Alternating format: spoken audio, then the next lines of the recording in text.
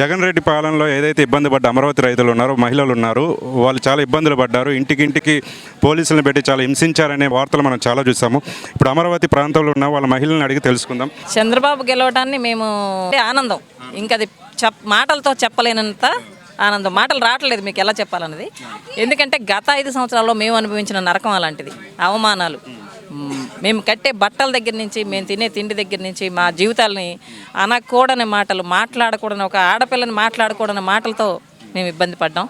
తర్వాత రాజధాని లేకుండా చేయాలి. మేము తాతల నుంచి సంపాదించి, తాతల తరాల నుంచి మాకు వారసత్వంగా వచ్చిన ఆస్తుల్ని రాజధాని లేని రాష్ట్రం కోసం మేము ఉచితంగా ప్రపంచంలో ఎక్కడా జరిగిన విధంగా మేము రాజధానికి భూములు ఇస్తే మమ్మల్ని ఎన్ని రకాలు అవమానించాలో కొట్టారు, పోలీసులతో కొట్టించారు, బూటికాళ్లతో తన్నులు తిన్నాం, ఇంటి చుట్టూ పోలీసులను కాపలా పెట్టారు, మమ్మల్ని మంచినీళ్ళు కూడా తాగనివ్వలేదు, రాత్రి పగలు నిద్రలే, అంతటి నరకం అండి. అది చెప్పలేము.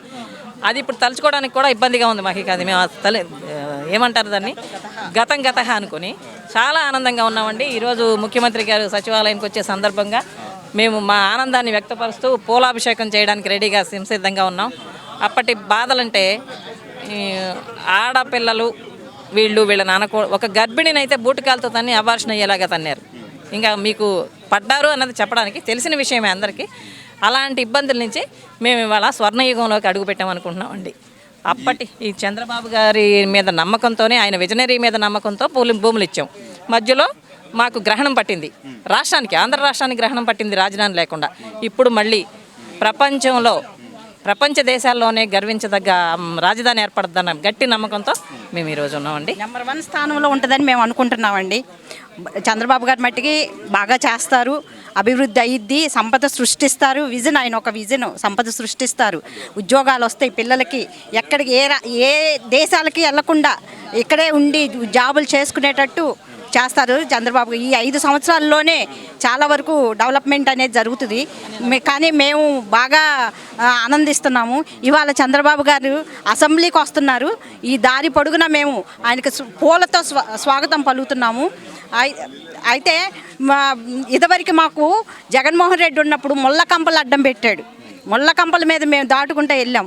అలాంటి దాన్ని అది కూడా చీల్చుకొని వెళ్ళాం. మేము అదంతా తీసుకొని వెళ్ళాం, పోరాటం చేసాం. ఇవాళ మాకు వచ్చింది మంచి రోజులు వచ్చాయి ఇవాళ మాకు.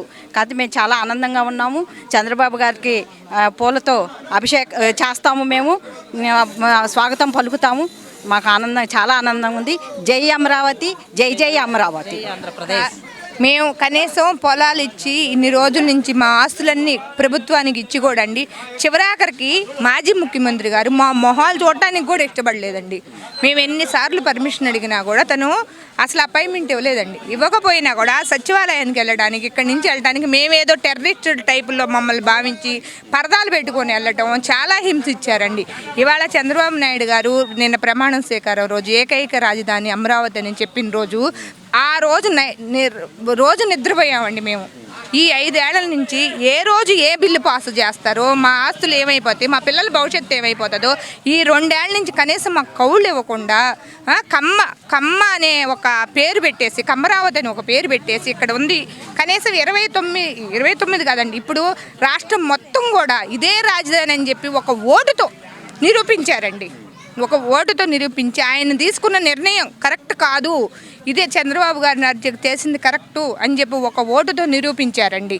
అందుకని ఈరోజు చంద్రబాబు గారి మేము ఇన్ని రోజులు చేసిన కష్టాన్ని చంద్రబాబు నాయుడు గారు ఈరోజు ఒకే రాజధాని అని చెప్పారని చెప్పి ఈరోజు పూలాభిషేకం చేయడానికి ఈరోజు పూలన్నీ ఏర్పాటు చేసుకొని వెళ్తున్నామండి సచివాలయం దారిలోకి. అదండి, జై అమరావతి, జై.